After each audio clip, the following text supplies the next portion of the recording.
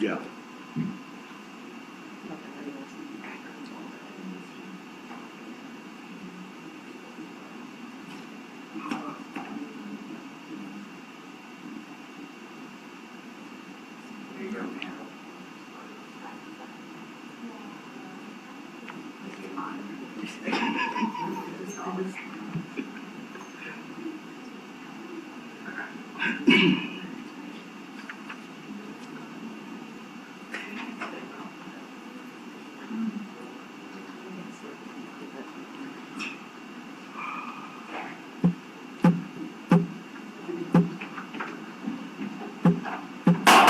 All rise. Court is now in session. The Honorable Judge Stephen Everett presiding. Morning, you can be seated. Hi, Judge.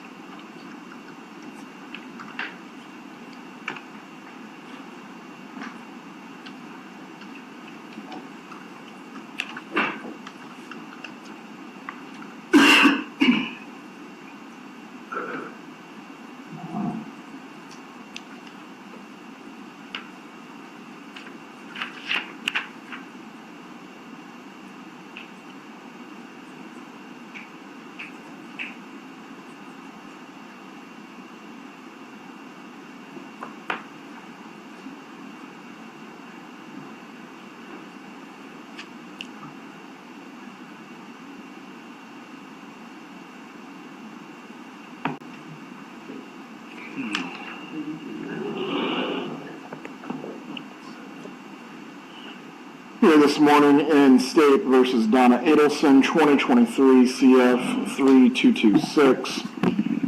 For the final pretrial hearing this morning, we're going to address all of the outstanding motions and also some matters pertaining to the trial, which is still scheduled for the selection of the jury starting on August 19th. The parties can make their appearances for the record. Georgia Kappelman for the state. Jackie Fulford for Mrs. Adelson. Joshua Zellman for Mrs. Adelson. I believe we have several defense motions to address. Ms. Kappelman, the state has not filed any additional motions in limine that have not already been addressed by the court. That's correct, Your Honor. All right. Let's start then with the motion in limine concerning the court file relating to the dissolution of marriage. Mr. Zellman. Thank you, Your Honor. Your Honor, as is my custom, I lay it out in the motion. It's our position that the vast majority of the court file, even with the court taking judicial notice, is inadmissible. It's irrelevant.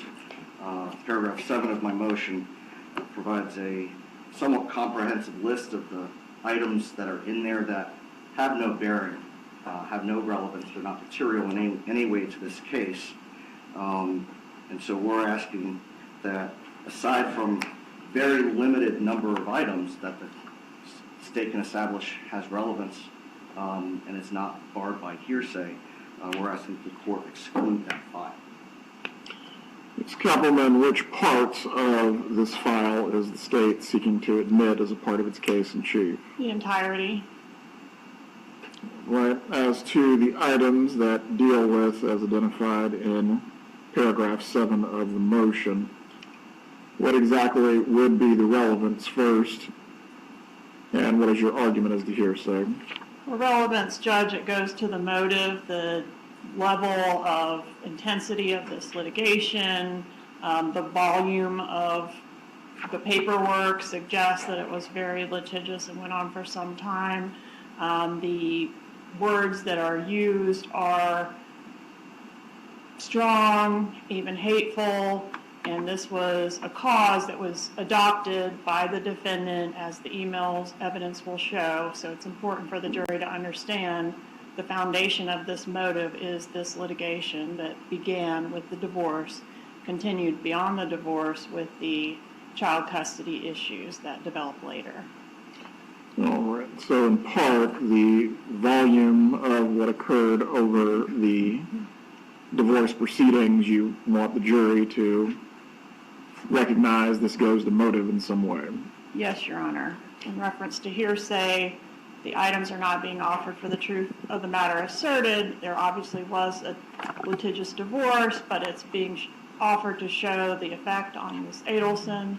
These items were shared with her. The evidence intends to show she was very involved in the pleadings. She was sent the pleadings and offered detailed responses for how Mrs. Wendy Adelson should respond to the pleadings. So it's very bound up in the state's theory of the motive for the case. All right. Mr. Zellman, as to your client's emails to her daughter as this litigation was going on, are these contested in any way? With respect to the initial dissolution proceeding, no. However, in reviewing the emails, the post-dissolution matters that were filed by Mr. Markel, there's no evidence in those emails that those pleadings were shared with Mrs. Adelson. And so certainly, if the state's theory is that it goes to the motive, and that's the way of getting around hearsay, they have to establish that the pleadings were sent to her. My review of the emails show that did not happen. So they can't go to show my client's motive if she didn't receive that.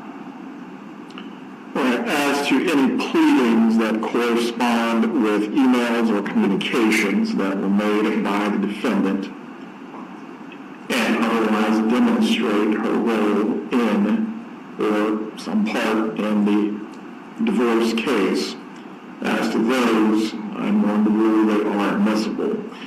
The pleadings themselves, if they're being offered not for the truth of the matter asserted, but to otherwise demonstrate motive or intent, those are admissible. However, Ms. Kappelman, as to the bulk of the file itself, I do believe the defense is raising a clear point on this.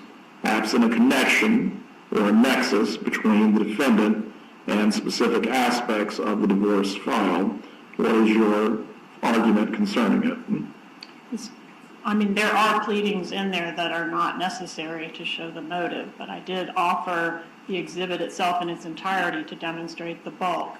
If Your Honor is not inclined to allow those pieces of paper that cannot be directly connected to the defendant, may I be permitted to show the exhibit as a demonstrative to the witness to verify that that is the entirety of the divorce file? It is permitted as a demonstrative. You may also ask questions that generally deal with the amount of filings and also the volume of the case, but ultimately as to responses for production or mediator notices, I'm inclined to agree with the defense as to that point.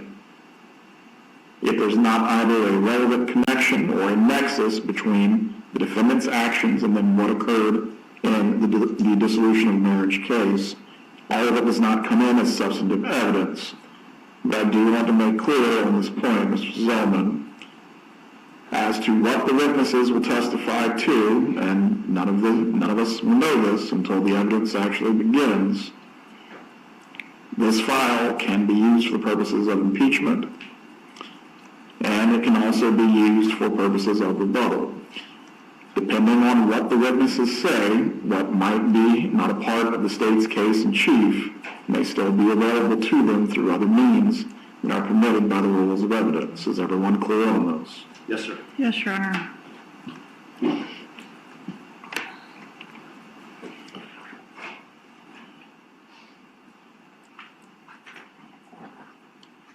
All right, let's move on to the motion in limine concerning the testimony of Sarah Youssef. Mr. Zellman. Again, Your Honor, we stand on the motion. Ms. Kappelman responds. I would just ask Your Honor to reserve on her. The state has no intention of calling her, so I don't think, unless that changes, that there's any reason to address her testimony at this time. Well, and I assume you are going to leave Ms. Youssef available as a rebuttal witness if necessary. Yes.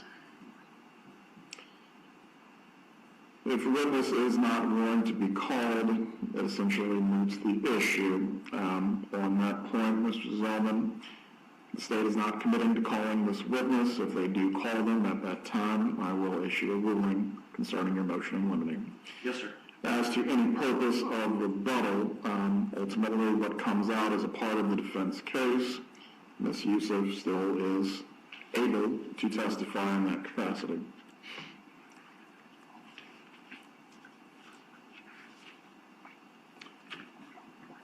All right, the next motion in limine concerning the testimony of Stephen Webster. Does the defense have any argument that has not already been made through the pleading? No, Your Honor. Ms. Kappelman responds. Judge, I agree with some of the defendant's motions. I don't think Mr. Webster can offer opinions. For example, his testimony, of course, will be governed by the same rules of evidence that every other witness is governed by, but he does offer some relevant points, so I think I should be permitted to, I don't know, these motions kind of blow my mind because it's like we want to pre-litigate every statement, including potentially objectionable statements that can be addressed during the trial by a proper timely objection, so I would ask that it be handled in that way. All right, concerning the testimony of Mr. Webster, Mr. Webster, in his capacity of representing the deceased, certainly can testify factually as to what his involvement was with the divorce case, and also he may testify concerning the nature of the proceedings as to any opinions that go beyond that. Ultimately, I think that's where we are going to have to get into what is being asked and what would be the response that ultimately the defense would find objectionable. But generally, as to any opinion that Mr. Webster cannot give without a proper foundation, I think it's settled as a matter of evidence that no witness gets to generally opine on matters in which they are not qualified to testify to. Is any other ruling being sought concerning Mr. Webster beyond that by the defense? Well, yes, Your Honor. In prior trials and in deposition, Mr. Webster testified about statements made to him by Mr. Markel. Those are hearsay. There's not an exception. Those statements weren't shared with anyone else, certainly not my client. Those were statements that were made during the meeting in May of 2014 that Mr. Webster. There's no exception that I'm aware of under the hearsay rule for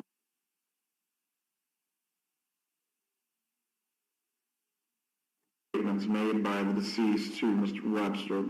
Ms. Kappelman, do you have an argument? I think I agree in general that those statements would be hearsay. I don't recall what my theory of admissibility was in prior trials, but I would agree to approach if I intend to elicit a statement made by Mr. Markel to his attorney and offer my theory of admissibility prior to asking the question if I decide to do that in this trial. I don't think I plan to do that, so it's hard for me to address what that theory might be now. Well, again, as a general principle of evidence, hearsay that has no exception is not admissible. If the state is seeking to admit this statement for a proper purpose that actually has a basis in the rules of evidence to be admitted, you will need to approach so that way the information is not placed improperly before the jury. The motion in limine is granted as to Mr. Webster offering any opinions for which he is not qualified to give. The court will reserve the ruling on the issue of any statements that he may testify to by the deceased, if the state, again, will have to present an actual exception to hearsay in which the matter can be placed before the jury. All right, the renewed motion in limine concerning the Latin Kings. Mr. Zellman? Yes, Your Honor, this goes in part to the theory of the defense and why Mrs. Adelson acted the way she did, the language that she used on the 2016 wire calls. Typically, I know that we would want to have the foundation paid through her testimony for that, but if the court were to bind our hands in questioning the state's witnesses, it would be too late to wait until she testifies. We would lose the ability to cross the state's witnesses on that issue. It's very limited. You have Luis Rivera. There will only be a few questions at most. Potentially Charlie Adelson, depending on when the state calls him. Certainly Special Agents, I believe it's Jimenez. Now, in the last trial, he outright testified that he was, I guess, at least pretending or trying to influence your client as a member of the Latin Kings gang. Yes, sir. All right. To that end, Ms. Copperman, what is your argument? Same as my argument has always been on this issue, Judge, which is that Rivera was a gang member. That's why he was recruited to do this. I think that's relevant.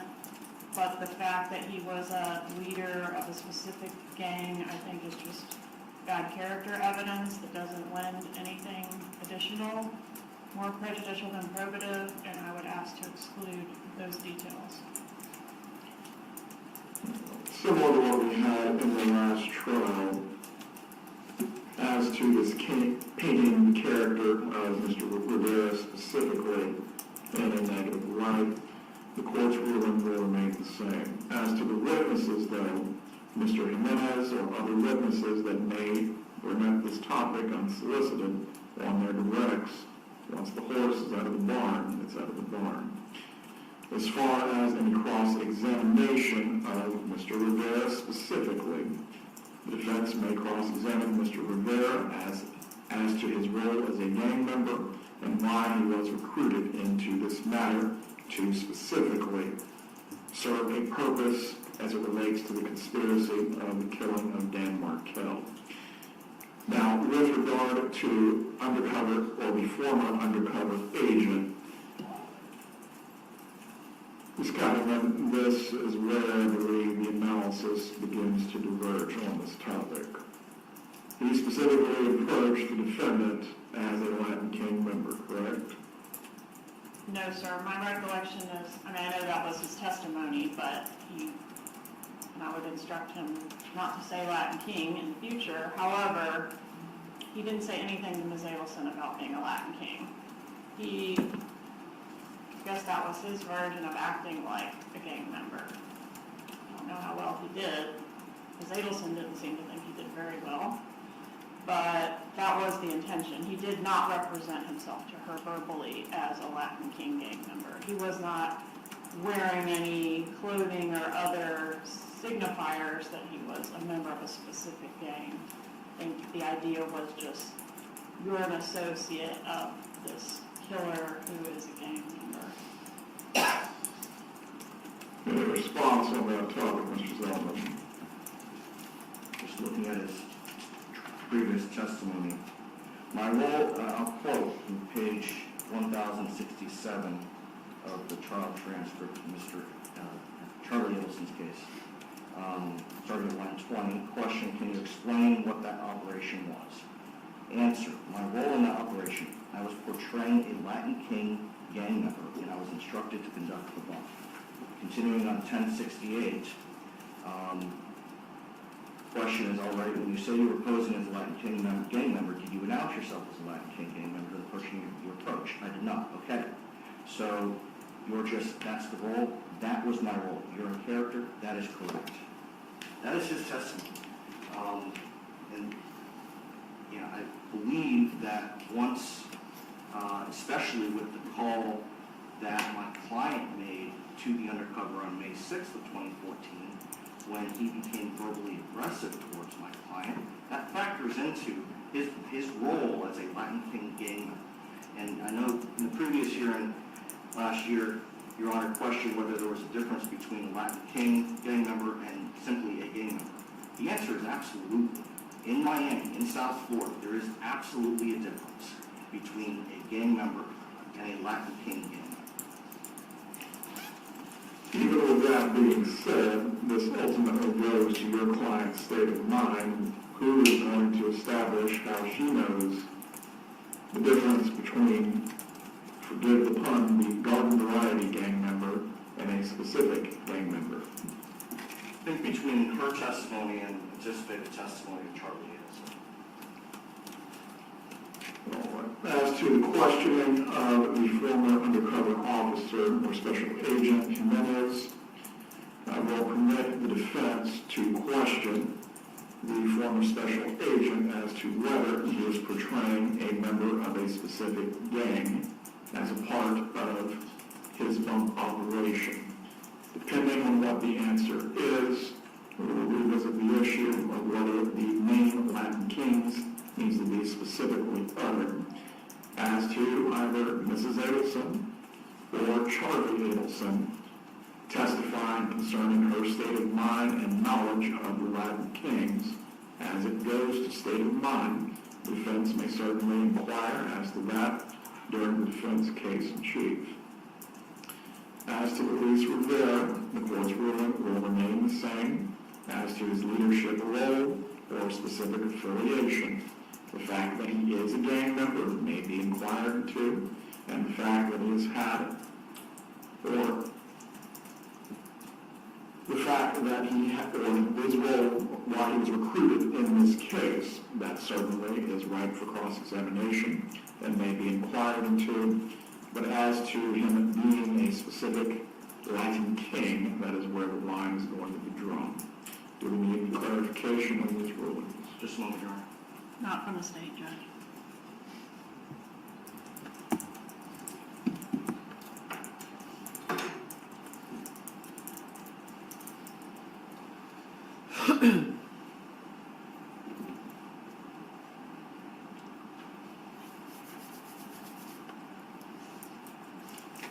So the concern we have, Your Honor, is that Mrs. Adelson, part of her state of mind, her level of fear, is that it's not just that she learned he was Latin King, but that he was the leader of one of the branches of the Latin Kings in South Florida. That heightened her fear. And of course, she will testify to that. I cannot make her testify. If she is committed to do so as a part of her defense, that's her choice. But ultimately, someone with competent knowledge has to testify to this fact. Eliciting information about state of mind from the witness that either has not spoken to your client or either has no knowledge of the state of mind, I'm not sure how that can be accomplished other than either your client herself, her son, or someone else who has direct knowledge of her state of mind at the time, unless you have an argument. So I guess the way that we could accomplish that, Your Honor, is that Mr. Rivera, he is under defense subpoena. We would ask that he remain for the defense case so that we can call him on our case in chief. That's fine. Mr. Rivera, as I recall, never had any direct communication with your client, but this is to elicit another relevant matter. That's correct, Your Honor. It would be, once we establish the foundation, I would want to recall him for the specific purpose of him confirming that he was a leader of the Latin Kings. Very well. Mr. Rivera will remain under the defense's subpoena until the conclusion of the trial. Let's move on to the defendant's motion of limine as to the interpretation of emails, recorded phone calls, and text messages. Which witnesses is the defense referring to concerning this motion? Your Honor, I think it goes really to retired Detective Isom, Special Agent Sanford, potentially Jason Newland. I think a number of witnesses have offered interpretation of statements that were made. Now, we're not talking about coded language. Coded language is treated different. What we're talking about is the emails, the recorded phone calls, and text messages, other than coded language. What we're asking of the court, because it has come out so frequently, that the court prohibit the state and, what's good for the goose is good for the gander, the defense, from asking someone other than an expert to offer an opinion about what someone means by an email, what they meant by a statement, or what they meant in a text message, aside from the language that's used itself. Ms. Cumberland, response? I agree, that would not be admissible. The motion in the limine is granted as previously raised in the argument on this matter. Any matters that would go to a code in which a witness could lay a proper foundation on this issue. Certainly they may testify as to that point, but any general opining as to what an email, a phone call, or a text message means will not be permitted unless there is a proper foundation that can be laid by that witness.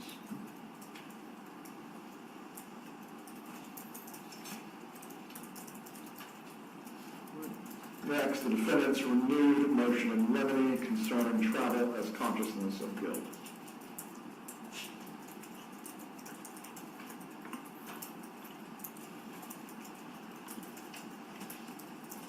Your Honor, I know that the court previously ruled on this issue and that allowed the state to use this information in our argument. The new information, as I laid out in paragraphs 4, 5, 6, and 7, I stand on the motion.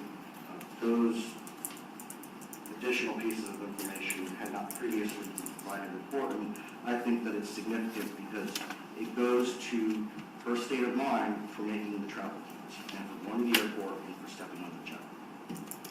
If I'm recalling prior counsel's argument correctly, Mr. Rashbaum did raise the fact that there was no legal process, subpoena, or warrant for your client, correct? I believe that's correct, Your Honor. Well, response, Ms. Cumberland? Judge, I don't think this is new information. This was never disputed. I don't think it changes the analysis. On this particular point, the court has reviewed the transcripts of the depositions that were cited by the renewed motion, and the ruling will remain the same on this issue as before. These matters go to the weight of the evidence and not the admissibility. The jury, as the trier of fact, is going to decide what significance to give to the evidence. The defense also is free to cross-examine on all issues that pertain to Mrs. Adelson being free to travel. The matters that have been previously raised within the motion to suppress and ruled on as to the phone calls and other evidence, that also will be presented to the jury as well. They will make up their mind. Thank you, sir.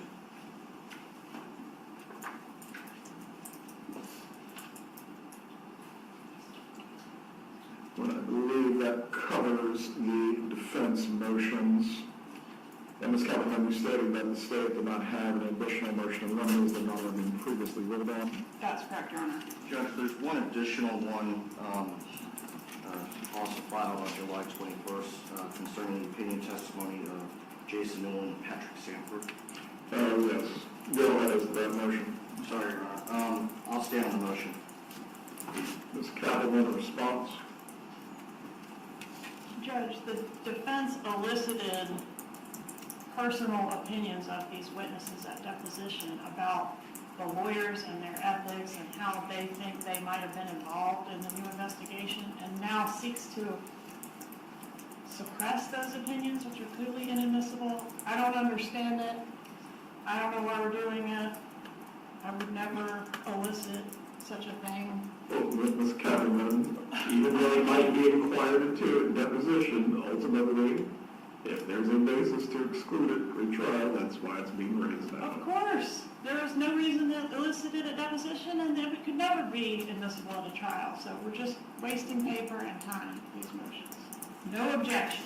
The state is conceding the issue. The motion is limited as to any opinions that would be offered by either Investigator Newland or Special Agent Sanford.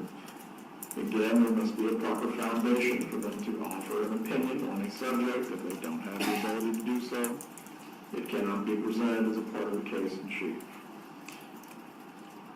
I don't really see a context in which this might come around either in rebuttal or as far as impeachment, but again, these rulings are being made as to the state's, the substantive evidence the state may present as a part of its case in chief.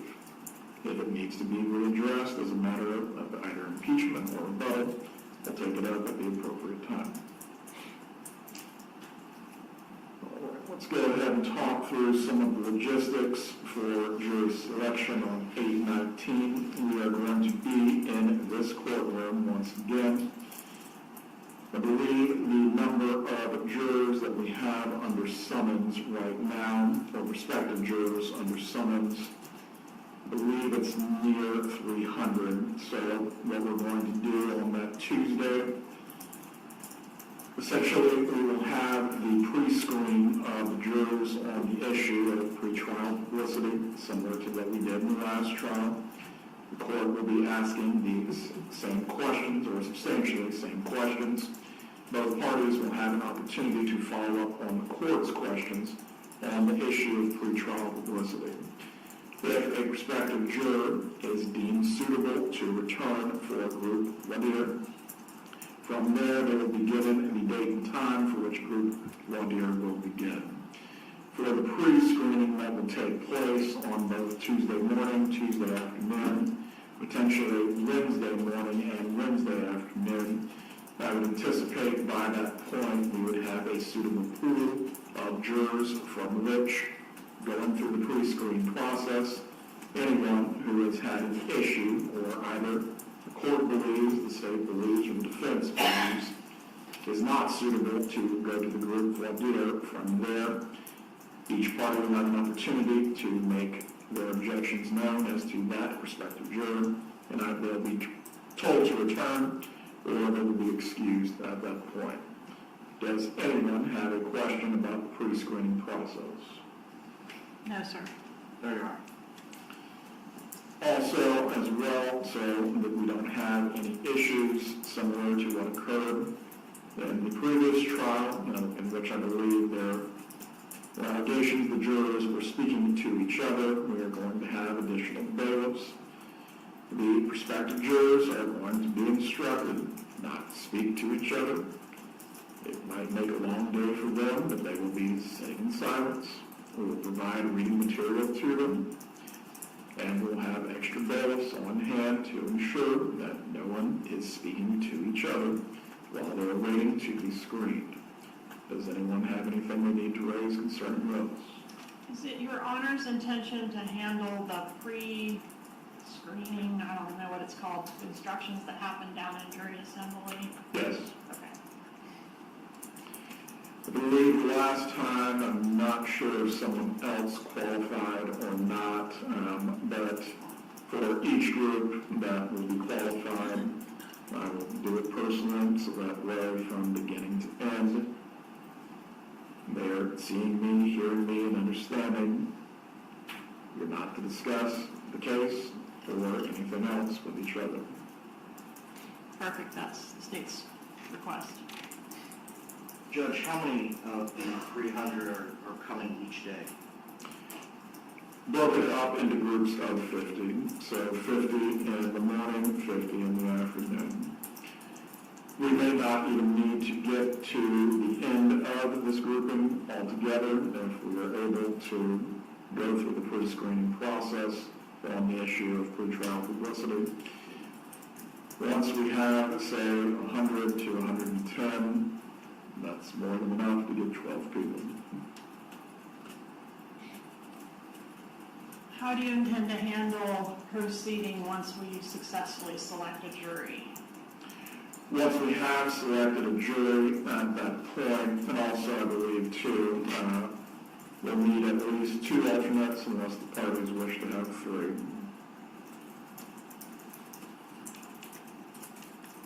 Defense would request 3, Your Honor. Very well. Then once we have our 12 jurors and 3 alternates, at that point, we will swear them.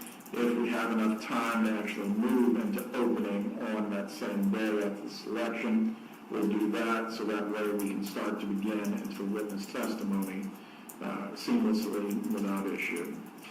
How many days is the state anticipating to go through its case in chief? I think best case scenario is 5, worst 7, so 6. I could see how it could run into the first part of the 7th day, Judge. I think 6 is a comfortable estimate. Let me bring up my calendar.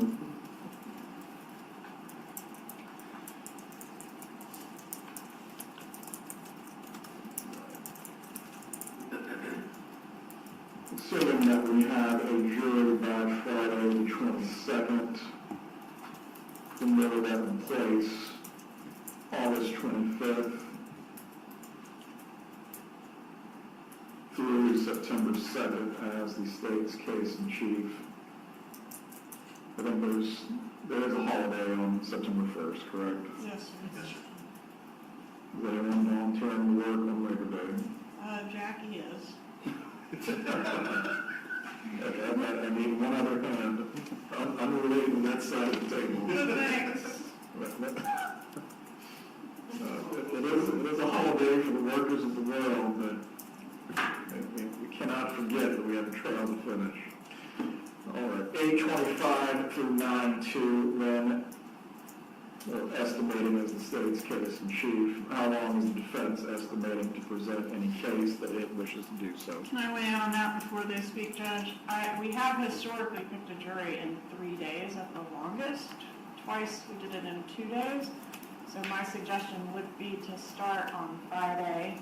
We could even do openings as early as Thursday, if Your Honor was willing to entertain that. I know that's not the defense's request, but that would be the state's request, just to move it on as quickly as possible. Well, for the openings only, does the defense have a position concerning this? Good. We don't want to make the openings unless we have a great deal of time after we pick the jury on a particular day. We would prefer to do the openings the next day. So you're not asking to defer the opening to your case, you just don't want to open on the same day? It's going to depend, Judge, on your ruling on the additional motion. Right? On that matter, again, depending on where we're at time-wise, I would just instruct both parties to be prepared to potentially give their openings. I'm not going to place a time limit on the opening statements, but obviously, well, each party will be the captain of its own ship as to how you will captivate the jurors. Is either party expecting their opening to go beyond 30 minutes? Depends on your ruling, Judge. Ms. Calhoun? Yes, I think it could be up to 45 minutes. It's not going to be different than it was previously, but I'm sorry, I don't know how long it was. I would say 30 to 45 is comfortable range, Judge. Right, as to the defense case, once we are finished with the state's case, how much time are you estimating? It depends on your ruling, Judge, but anywhere between 4 and 6 days. 4 and 6 days. So that would place us then around the week of September 8th.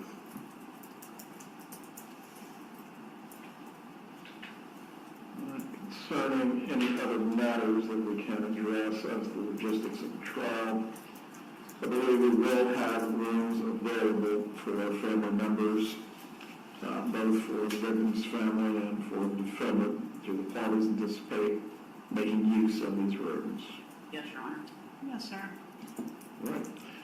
Please contact court administration. From there, you'll receive information as to how to access the rooms and when they will be made available. Judge, can I clarify your intentions about when to start testimony? Go ahead. You intend to start testimony on the 25th, is that right? With the possibility of openings having already been conducted? Well, at the latest, if we go into Friday with needing to select a jury, Okay. If we get a jury, if we get a jury prior to that Friday on, say, the 21st, really at that point, there's nothing preventing the testimony from getting started on the 22nd. okay, so I'll be prepared to start testimony on the 22nd then, and my understanding was, and my subpoenas run through September 5th, but it sounds like we might be extending into the week of September 8th, is that right? Well, I believe the defense is indicating they might need anywhere from 4 to 6 days. That's what they said. All right, so we could potentially go through the week of the 8th. If need be. All right, I will attempt to get subpoenas out for rebuttal for that week, but I will advise the court that as of right now, those are not out. We are losing a day because of September 1. But if need be, we can figure out logistically how to make this work for Saturday to continue working. I'm sure you all would like a break, but I'm here. Parties having matters of logistics they need to raise considering the trial. Yeah, Judge, we're going to have an issue regarding space. We're not all going to fit here. We also don't want our computer screens facing cameras and the audience being able to see what's on our computer screens. I have become very old, and the font size I use is very large, and probably someone in the back row can see what I have on my computer. So we're going to need to have, I understand we're blocked by this column, Right. but we're going to need to have some kind of setup where we can put our things and our defense not be disclosed ahead of time to the media and blogs and this and that. The second thing is these microphones used to have the ability that you could touch it and it would turn off. My client is hard of hearing, so she talks loud. So everything she says is going to be picked up.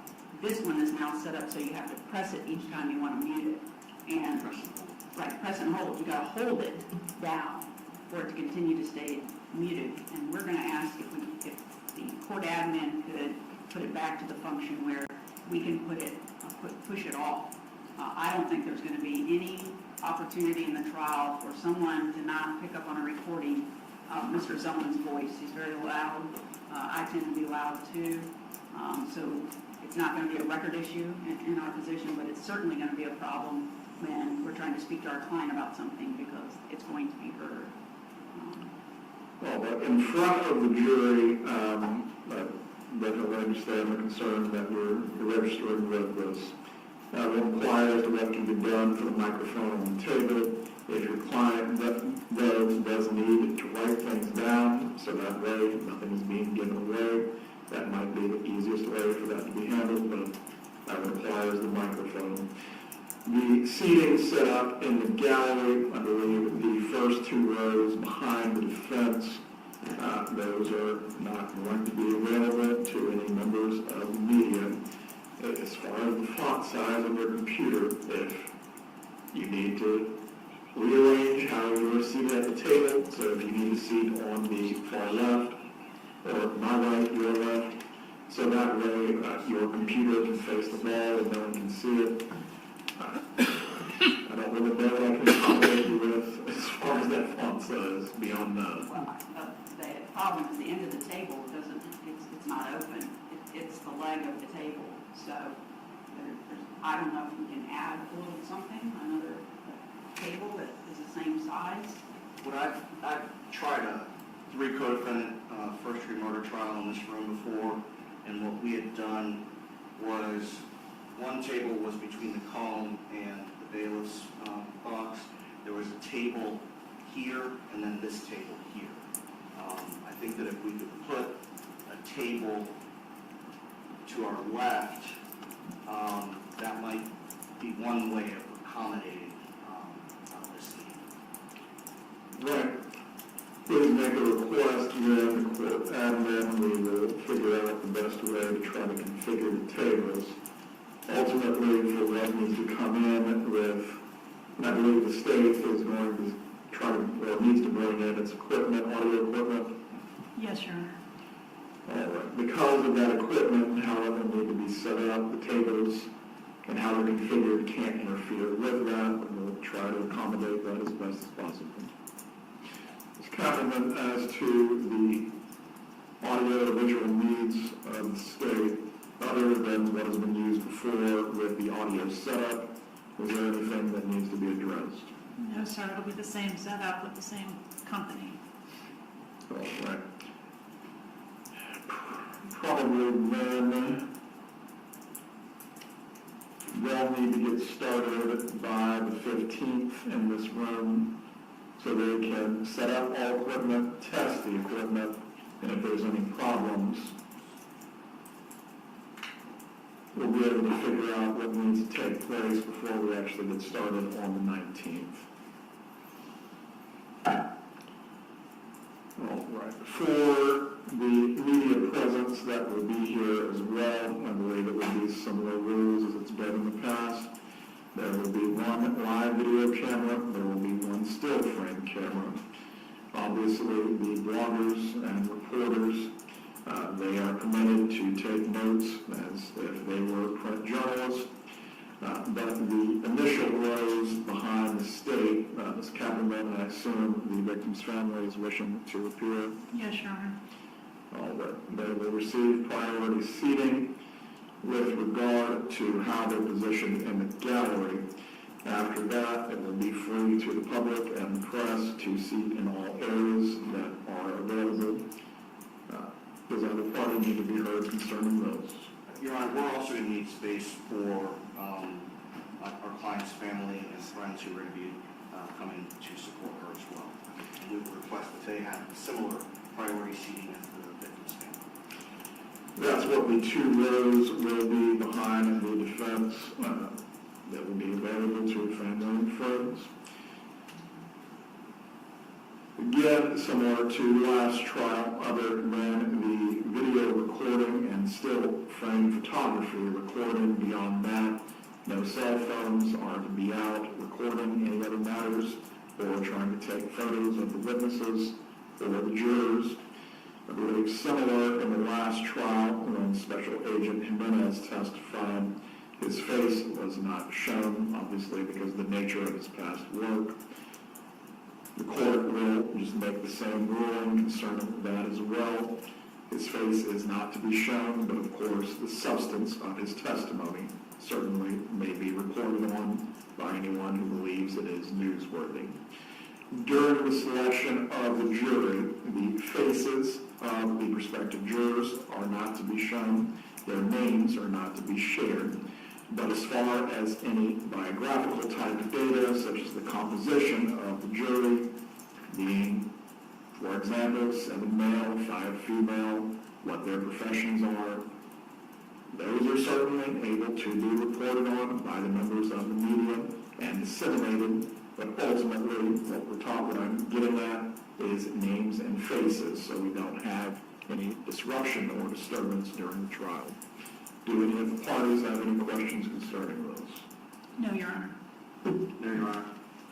One last thing, typically, I don't think I've had a trial with you quite some time.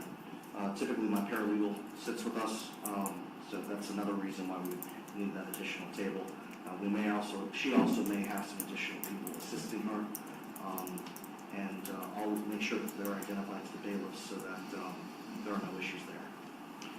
The members of the direct support staffs may sit on the benches that are behind the attorneys, or if we need to figure out a table configuration for them, if we have the space. But the direct support staff is permitted as to both sides. Does either party have anything further to raise concerning the logistics of the trial or any other issues before we finish? No, Your Honor. No, Your Honor. One other matter comes to mind, if the attorneys can briefly approach.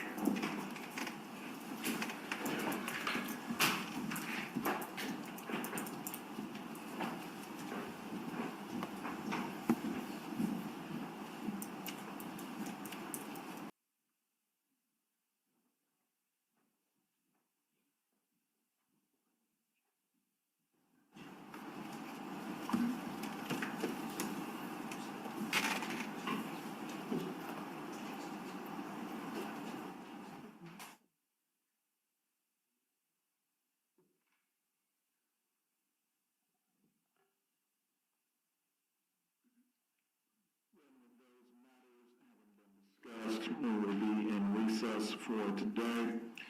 The jury selection will start August 19th at 8:30 in the morning after the initial group of jurors has been qualified. From there, we will move into the pre-screening process as previously discussed. Have a good day, everyone.